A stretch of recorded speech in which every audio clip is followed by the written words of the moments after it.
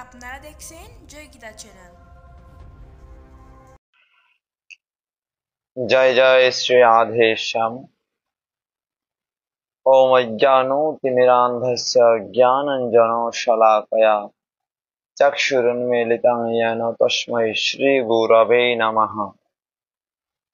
नमो ओं विष्णुपादाय राधापृष्ठाय भूतले श्रीमते भक्ति प्रपन्न ज्योति स्वामिते नामिने नमाचार्यपादाय दन्यभूषण मुकुटमणि गुरुकरुणामूर्ते क्षमादृते श्रीराम। वाञ्छाकल्पतरुभ्यश्च कृपा सिन्धुभ्यैव च पतितानां पावनेभ्यो वैष्णवेभ्यो नमो नमः। हे कृष्ण करुणा सिन्धौ दीनबन्धो जगत्पते गोपेश गोपिका कान्त राधा कान्त नमस्तुते। तप्त काञ्चन गौरांगी राधे वृन्दावनेश्वरी वृषभानुसुत देवी प्रणमामि हरिप्रिये। हरे कृष्ण कृष्ण कृष्ण हरे हरे, हरे राम राम राम हरे हरे। সুধী ভক্ত সজ্জন, অনলাইনে শ্রোতাকারী সকল গৌর ভক্তবৃন্দ, সর্বাগ্রে আপনাদের রাতুল কোমল চরণে আহ্বান কোটি কোটি ধন্যবাদ প্রণাম নিবেদন করছে। অনলাইনে শ্রোতাকারী সকল ভক্তবৃন্দের চরণে কোটি কোটি ধন্যবাদ প্রণাম নিবেদন করছে। কৃপা করে তা গ্রহণ করুন। লেখা দেখে নিশ্চয়ই বুঝতে পেরেছেন যে কিসের জন্য লাইভে আসা। বিষয়টা হচ্ছে, আমাদের এই সমাজে আমরা বিভিন্ন ভাবে চলাফেরা করি, অনেক অনেক ভক্তদের সঙ্গ করি। সাধু সঙ্গে অন্তরঙ্গ হয়, আবার সাধু সঙ্গে আমাদের অন্তরে অনেক ক্ষোভ বা অন্তরে অনেক ব্যথাও জাগরিত হয়। যাই হোক, রাধারানীর অশেষ কৃপা সবার প্রতি বর্ষিত হোক, গুরু কৃপা বর্ষিত হোক। কেননা আজকে যে লাইভের যে বিষয়টি রয়েছে সেটা হচ্ছে রাধা অষ্টমী ব্রত। আপনারা যারা যারা বর্তমানে দেখছেন সবাই লাইভটি শেয়ার করে দিবেন বিভিন্ন গ্রুপে তথা আপনাদের টাইম লাইনে রেখে দিতে পারেন। কেননা আপনার একটি শেয়ারই পারে অন্যের হৃদয়ের সকল ভ্রান্ত ধারণাকে নৎসাৎ করে দিতে। তাই সবাই লাইভটি কৃপা করে শেয়ার করে দিন। খুব অল্প সময়ে আমরা অনেক বিষয় জানবো, যেগুলো না জানলে হয়তো আমাদের সকল কিছুই নাশ হয়ে যেতে পারে। তো দেরি না করে চলুন ভক্তবৃন্দ, আমাদের বৈষ্ণবগণের প্রাণ শ্রীমতী রাধা রানী, ওনার শ্রী আবির্ভাব তিথি অর্থাৎ তার জন্ম মহোৎসব তথা আবির্ভাব অষ্টমী তথা রাধা অষ্টমী ব্রত। আগে আমাকে জানতে হবে রাধা তত্ত্ব কি, এই তত্ত্ব কিভাবে আমরা জানবো, এগুলো আমরা আগামীতে আলোচনা করব অবশ্যই। কিন্তু আজকের শুধুমাত্র বিষয় হচ্ছে রাধাষ্টমী ব্রত কোথায় আছে উল্লেখ, কখন করব পালন, পালনের সময় কখন, সকল বিষয় নিয়ে আজকের একটু সময় লাইভে আসা। চলুন আমরা একটু আলোচনা করি। দেখুন, ভগবান শ্রীকৃষ্ণের প্রিয় লাদিনী শক্তি হচ্ছেন শ্রীমতী রাধা রানী। রাধাষ্টমী ব্রত পালনের বর্ণনা অনেক অনেক পুরাণে রয়েছে, তথা ব্রহ্মবৈবর্ত পুরাণ, নারদীয় পুরাণ, শ্রীকৃষ্ণ রাগ সংবাদে শ্রী ভবিষ্যৎ পুরাণে উল্লেখ আছে, পদ্ম পুরাণে পাতাল খণ্ডে উল্লেখ আছে। তারপরে হচ্ছে কৃষ্ণ জন্ম, ব্রহ্মবৈবর্ত পুরাণে কৃষ্ণ জন্ম উল্লেখ আছে, পদ্ম পুরাণে উত্তরখণ্ডে উল্লেখ আছে। এই সকল গ্রন্থের আলোকে আমরা একটু আলোচনা করি। কবে রাধা অষ্টমী ব্রত? আপনারা জানেন যে 11ই সেপ্টেম্বর বুধবার, অর্থাৎ 11ই সেপ্টেম্বর বুধবার হচ্ছে রাধা অষ্টমী ব্রত আসছে, এবং সারাদিন উপবাস রেখে আমরা পালন করব পরদিন। প্রথমে এই জিনিসটা জেনে নেই, একটু ভেঙে পড়ে বলছি। পালন হবে আগামী বৃহস্পতিবার অর্থাৎ বুধবারের পরদিন 12 তারিখ। 11 তারিখ হচ্ছে আমাদের রাধা অষ্টমী ব্রত এবং 12 তারিখ হচ্ছে ব্রতের পালন। আপনাদের যাদের কোনো কিছু জানতে বা প্রশ্ন যদি থাকে, আপনারা অবশ্যই কমেন্টে আপনারা লিখতে পারেন। তো সেই রাধা অষ্টমী ব্রতের পালন হচ্ছে সকাল 5:55 হতে সকাল 10:01 মধ্যে।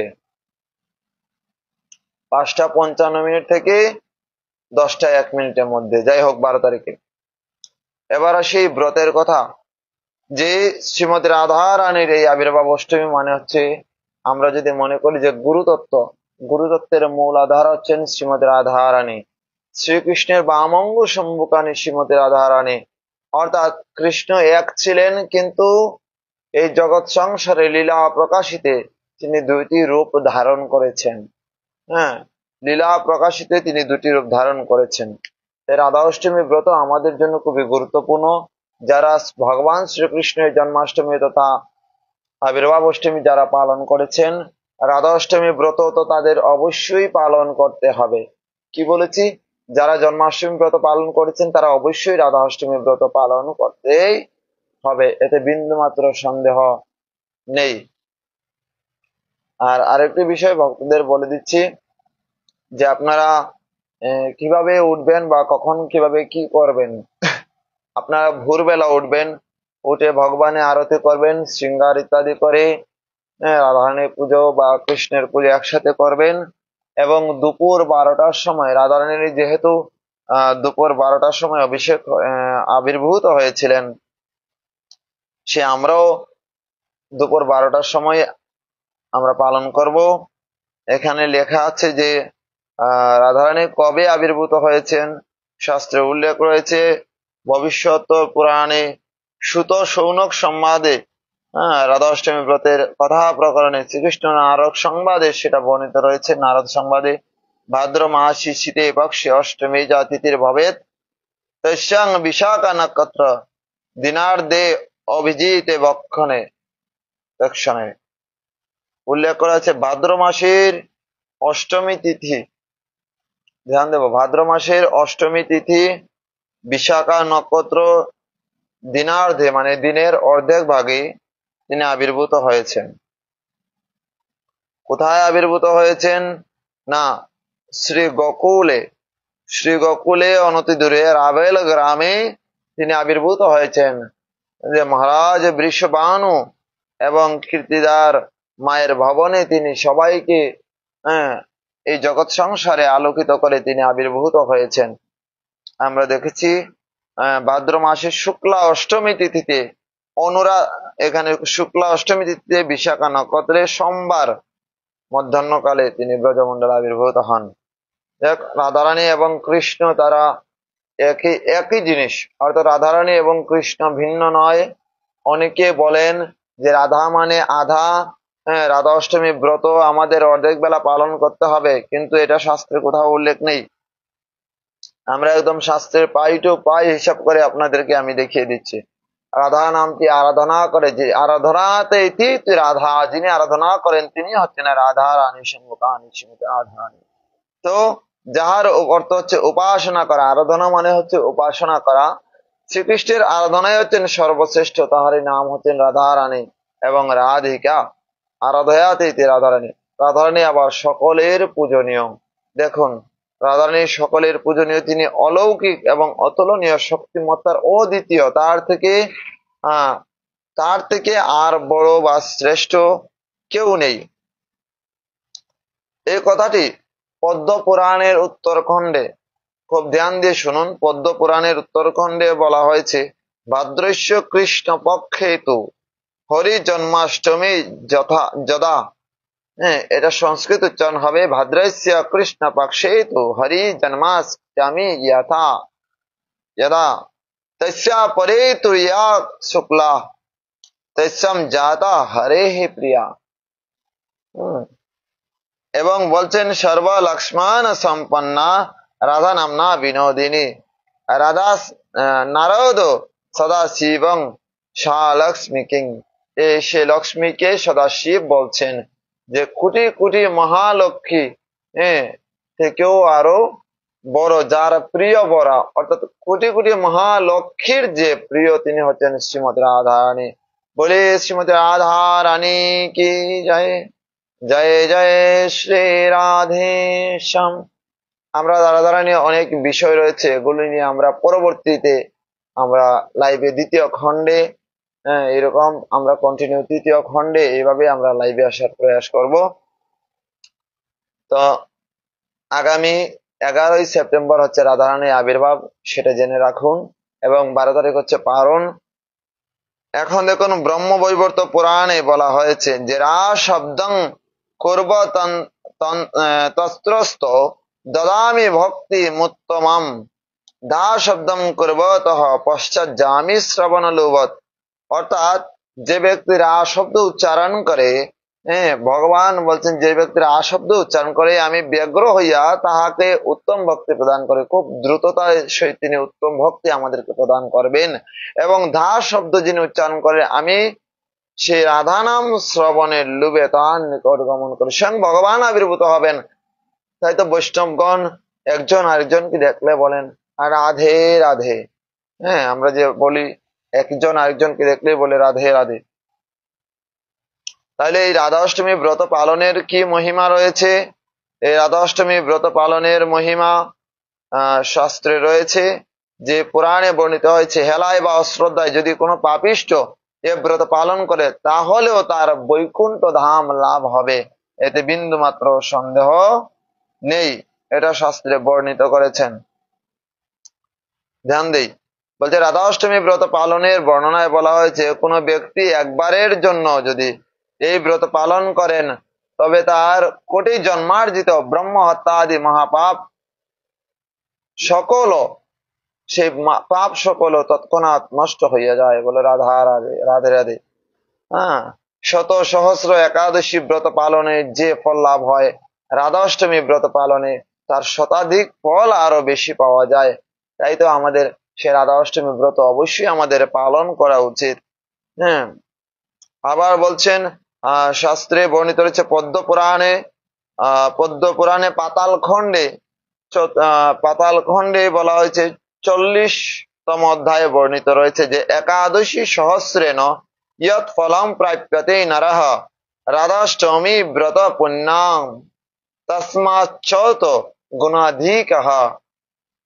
বলা হয়েছে যে কোনো মানব যদি 1000 একাদশী করে, 1000 একাদশী করলে যে ফল হবে, রাধা অষ্টমী ব্রত পালন করিলে তার 100 গুণ ফল অধিক হইয়া যায়। এটা শাস্ত্রের কথা, এটা আমার মুখের কথা নয়, আগেই বলে দিচ্ছি। আপনাদেরকে বলে দিলাম অনেক বিষয়। আবার আরো কিছু বলছি যে এখানে সুন্দরভাবে ব্রতের অষ্টমী পালনের কথা বলা হয়েছে, যে রাধা অষ্টমী কিভাবে আপনি পালন করবেন। দেখুন, ভোরবেলা উঠে আপনি স্নান ইত্যাদি করে আপনি রাধারানীর সুন্দর করে বস্ত্র পরিধান করাবেন, অথবা ওইভাবে আপনারা সুন্দর কাপড় ভাবে মুড়িয়ে সুন্দরভাবে শৃঙ্গার করুন, রাধারানীকে শৃঙ্গার করে আপনারা পুজো করুন। পুজো ইত্যাদি শেষ করে তখন আপনি রাধা নাম জপ করুন, রাধা রাধা রাধা রাধা রাধা রাধা রাধা। দেখুন, আপনি ধারাটাকে যদি উল্টাইতে পারেন তবে ধারা ধারা ধারা ধারা পরিবর্তন করতে করতে হুট করে চলে আসবে রাধা। ধারা ধারা ধারা ধারা ধারা ধারা ধারা ধারা ধারা। আপনি যদি রাধা নাম উচ্চারণ না করতে পারেন বাবা, ধারা উচ্চারণ করুন, তবেই আপনি পারবেন। প্রেম সে বলো রাধে রাধে।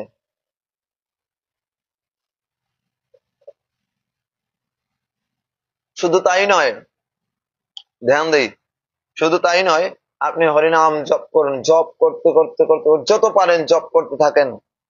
ঠিক 12টা 1 মিনিটে আপনি দুপুর 12টা 1 মিনিটে অবশ্যই রাধারানীর অভিষেক করাবেন। অভিষেক কি কি প্রকারে করানো যায়, কোন মন্ত্রে অভিষেক করাবেন? দেখুন, রাধারানীর মূল মন্ত্র রয়েছে রাং রাধিকা ওই সাহা। আপনি এই মন্ত্র অথবা রাধারানীর সেই, আপনারা যদি মেসেঞ্জারে নক করেন তবে আমি রাধারানীর সেই আপনাকে বীজ মন্ত্র যেটা আছে রাধারানীর, সেটা আপনারা জপ করবেন, সেটা আপনারা করে নিতে পারেন। যারা দীক্ষিত রয়েছেন অবশ্যই নতুবা আপনারা সবাই হরিনাম করবেন, হরিনাম করে করে রাধারানীর আপনার গুণকীর্তন করতে পারেন। অভিষেক করানোর সময় অবশ্যই রাধা কৃপা কটাক্ষ স্তোত্রম আপনারা পাঠ করবেন। অবশ্যই রাধা কৃপা কটাক্ষ স্তোত্র পাঠ করলে সবার মঙ্গল হবে।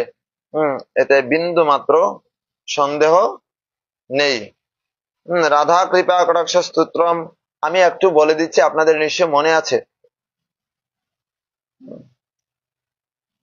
একদম। তারপরে বলবো যে আমরা কেন পূর্ণ বেলা ব্রত পালন করব। দেখুন, তার আগেই বলে দিই, এখন পরে আমি আর ভুলে যেতে পারি। তো দেখুন, পূর্ণ ব্রত হচ্ছে রাধারানীর ব্রত। অবশ্যই জন্মাষ্টমী ব্রত আমরা কৃষ্ণের জন্মাষ্টমী যে পালন করেছি, কৃষ্ণের বাম অঙ্গ থেকে রাধারানীর সৃষ্টি হয়েছে। আপনার একটি হাত যদি কেটে ফেলে দেওয়া হয়, উদাহরণ দিচ্ছি, এই হাতটা কেটে দেওয়া হলো, এখন আপনাকে জিজ্ঞেস করা হলো এটা কার হাত, আপনি বলবেন আমার হাত। মানে কৃষ্ণ এক ছিলেন, তিনি বহু হয়ে গেলেন। মটর চিনেন তো? মটর, মটর বাজারে যেটা পাওয়া যায়, মটর ডাল, এই মটর ভক্তরা ভিজিয়েছিল, তাদের ভক্তের মাধ্যম দ্বারা চোখের জলে ভিজিয়েছিল। ভগবান আসুন আসুন আসুন লীলা করুন। চোখের জলে যখন ভিজানো হলো মটর, এই মটরটা রাত্রে ভিজিয়ে রাখবেন, ঘুম থেকে উঠে যখন চাপ দিবেন, খোসাটা হাতের মধ্যে দুইটি ডাল বের হবে। কৃষ্ণ ছিলেন পূর্ণ, আর রাধা রানী এই চাপ যখন দিল, ভক্তরা ভক্তির চাপ দ্বারা দুইটা ডাল সৃষ্টি হলো। একটা হচ্ছে রাধা, একটা হচ্ছে কৃষ্ণ। একই রাধা কৃষ্ণ হচ্ছে সদা একই স্বরূপ, লীলারস আস্বাদিতে ধরে দুই রূপ। একদম রাধারানী এবং কৃষ্ণের মধ্যে কোনো ভেদ নাই, কোনো পার্থক্য নেই। তাই অবশ্যই আপনারা সেই রাধা রানীর আবির্ভাব অষ্টমী অবশ্যই আপনারা পরিপূর্ণভাবে পালন করতে হবে। আরো কিছু বলে দিচ্ছি যে যে রাধা অষ্টমী পর্বত সমান সোনা দান করলে যে ফল লাভ হয়, তার 100 গুণ ফল লাভ হয় রাধা অষ্টমী ব্রত পালনে বা পালন করতে পারলে। ধ্যান দিন, একবার রাধা অষ্টমী ব্রত পালন করলে সহস্র কন্যা দানের ফল লাভ হয়ে যায়। যাদের কন্যা সন্তান নেই, তারা এই রাধা অষ্টমী ব্রত পালন করুন, অবশ্যই সহস্র কন্যা দানের ফল লাভ হবে। একবার রাধা অষ্টমী ব্রত পালনে গঙ্গা আদি সকল তীর্থের ফল লাভ হয়ে যায়। যদি কোনো পাপী ব্যক্তি অশ্রদ্ধায় বা অবহেলাতেও যদি রাধা অষ্টমী ব্রত পালন করে, তথাপিও সে কোটি কুল সহ, তার কোটি কুল সহ সে বিষ্ণু লোকে নিত্যকাল বিরাজ করে। প্রেম সে বলো রাধে রাধে। শুধু তাই নয়, একবার রাধা অষ্টমী ব্রত পালনে গো হত্যা, ব্রহ্ম হত্যা সহ সকল পাপ পর্যন্ত বিনাশ হয়ে যাবে। হ্যাঁ, শুধু তাই নয়, আরো রয়েছে, যদি কোনো মূঢ় ব্যক্তি জেনে বা না জেনে রাধা অষ্টমী ব্রত পালন করে, না করে, তবে সে শত কোটি কল্পেও সে নরক যন্ত্রণা থেকে নিষ্কৃতি পাবে না, টোটালি ভাবে। ধ্যান দিন, যে রাধা অষ্টমী ব্রত পালন করে না, সে কোটি কল্পে নরকবাস করে থাকে, আর পৃথিবীতে কোনোভাবে জন্মগ্রহণ করলে তাকে বিধবা হইতে হয়। ধ্যান দিন, যদি কেউ রাধাষ্টমী ব্রত মাহাত্ম্য শ্রবণ করে, তাহলে সে নিত্যকাল বৈকুণ্ঠ লোকে বাস করার সৌভাগ্য অর্জন করে। হরি বল। হ্যাঁ, কোটি জন্মের অর্জিত পাপ রাশি ভক্তিপূর্ণ শ্রীমতী রাধারানীর সেই ব্রত পালনে ব্রতের ফল বিনষ্ট হয়ে যাবে যদি কেউ রাধাষ্টমী ব্রত পালন করতে পারে। ধ্যান দিন, তাহলে আমাদের মনে করা উচিত কি, রাধাষ্টমী ব্রত অবশ্যই পালনীয় নয়, অবশ্যই পালন করতে হবে। কেন? রাধারানী কখনো আধা হতে পারেন না, রাধারানী হচ্ছেন পরিপূর্ণ পূর্ণ। রাধারানীর সৃষ্টি হয়েছে কৃষ্ণের বাম অঙ্গ থেকে, এতে কোনো মাত্র সন্দেহ নেই। তাই রাধা কৃষ্ণ এক এবং অভিন্ন, তাদের মধ্যে কোনো ভিন্নতা নেই। রাধা ভজনে যদি মতি নাহি ভেলা, কৃষ্ণ ভজন তব অকারণে গেলা, আতপরহিত সুরয় নাহি জানি, রাধা বিরহিত মাধব নাহি মানি। ধ্যান দিই, রাধিকা চরণ রেণু ভূষণ করিয়াতনু, অনায়াসে পাবে গিরিধারী, অনায়াসে পাবে গিরিধারী। রাধিকা চরণ রেণু ভূষণ করিয়া তনু অনায়াসে পাবে গিরিধারী, অনায়াসে পাবে গিরিধারী। রাধিকা চরণাশ্রয় যে করে সে মহাশয়, তারে মই যাও বলিহারি, তারে মই যাও বলিহারি। জয় জয় রাধা নাম, বৃন্দাবন যার ধাম। কৃষ্ণ সুখ বিলাসের নিধি, কৃষ্ণ সুখ বিলাসের নিধি। হেন রাধা গুণ গান না শুনিল মোর কান, বঞ্চিত করিল মোরে বিধি, বঞ্চিত করিল মোরে বিধি। বলে রাধা নামে রস হবে, বলে যে রাধা নামে, রাধা নামে শীতল হবে, রাধা নামে রস হবে। ধ্যান দিন ভক্তবৃন্দ, শুধু এটি নয়, এটি আমরা এমনিতে গাইলাম, হুট করে মনে পড়লো তাই। তো যে রাধা কৃপা কটাক্ষের কথা আমি বলছি, স্তোত্রম যেটি, সেটি একটু আমি বলছি।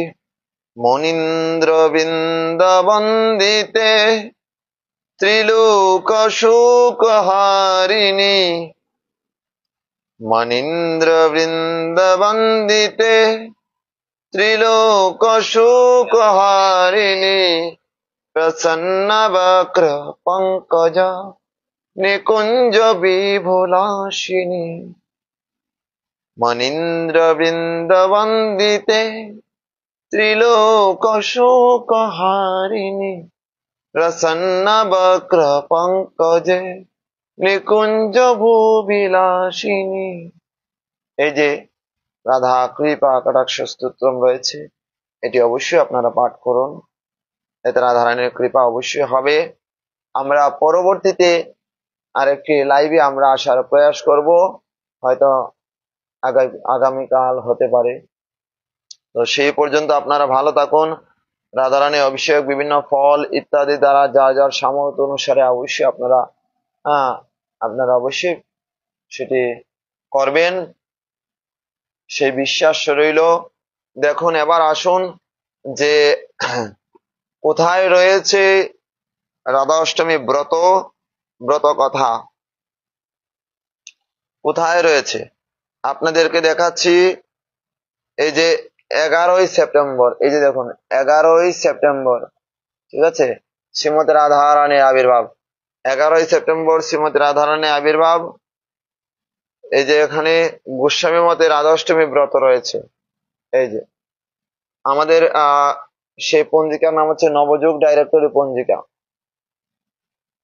এই যে গোস্বামী মতে রয়েছে, দেখুন গোস্বামী মতে রাধা অষ্টমী, শ্রী শ্রী রাধা অষ্টমী ব্রতম রয়েছে। এবার আসুন পারণের বিষয়ে। বৃহস্পতিবার, এটা হচ্ছে বৃহস্পতিবার, এ হচ্ছে পারণ। বৃহস্পতিবার পারণ। সেই দেখুন পূর্বাহ্ন, এই যে দেখুন পূর্বাহ্ন 10টা কত, দেখুন 10টা 10টা 1 মধ্যে গোস্বামী মতে রাধা অষ্টমী ব্রতের পালন একদম। যদি আপনারা পঞ্জিকাকে মেনে চলেন তবে অবশ্যই রাধা অষ্টমী ব্রত পালন করুন পরিপূর্ণভাবে। কেউ যদি অর্ধেক বেলা করে, তার হয়তো পেটে ক্ষুধা বেশি, সে করছে, বা তার গুরু আঙ্গিকে করছে, সেটা তার ব্যক্তিগত বিষয়, কিন্তু অন্যকে অনুপ্রাণিত করতে কখনোই পারবে না। কেননা সব ব্রতই আপনারা গুরু আঙ্গিকে ব্রত পালন করুন, এটাই আমি চাই। এবং বারবার বলি যে গুরু আঙ্গিকে ব্রত পালন করুন, এতে গুরু ভক্তি বাড়বে। আর রাধা অষ্টমী ব্রত অবশ্যই গুরুদেবের আজ্ঞা অনুসারে পালন করা উচিত। আপনার গুরুদেব যদি বলে যে আজকে রাধা অষ্টমী ব্রত, আপনি আজকে পালন করুন।